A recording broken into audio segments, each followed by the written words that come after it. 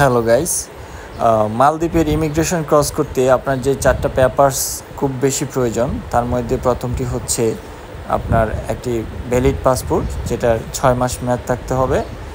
তারপর হচ্ছে আপনার কনফার্ম হোটেল বুকিং, আপনার স্ক্রিনে দেখতে পাচ্ছেন। হোটেল বুকিংটা রাখতে হবে কনফার্ম হোটেল বুকিং। তারপর হচ্ছে আপনার রিটার্ন এয়ার টিকিট।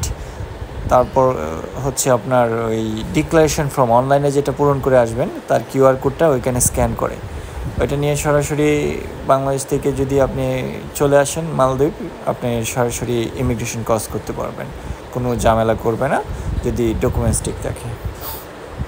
তারপর সরাসরি চলে যাবেন আপনার যে হোটেল করেছেন, যেগুলো দেখতে পাচ্ছেন ওরা হচ্ছে ওয়েটিং করছে আপনার যেই হোটেল বুকিং দিয়েছেন সেই হোটেলে রিসিভ করে নিয়ে যাওয়ার জন্য।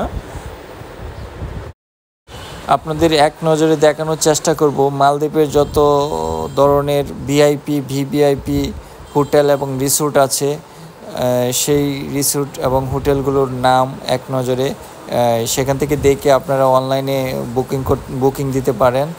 এবং এখান থেকে এয়ারপোর্ট যখন আপনি ক্রস করবেন তখন আপনাদের ওনারা রিসিভ করে নিয়ে যাবেন।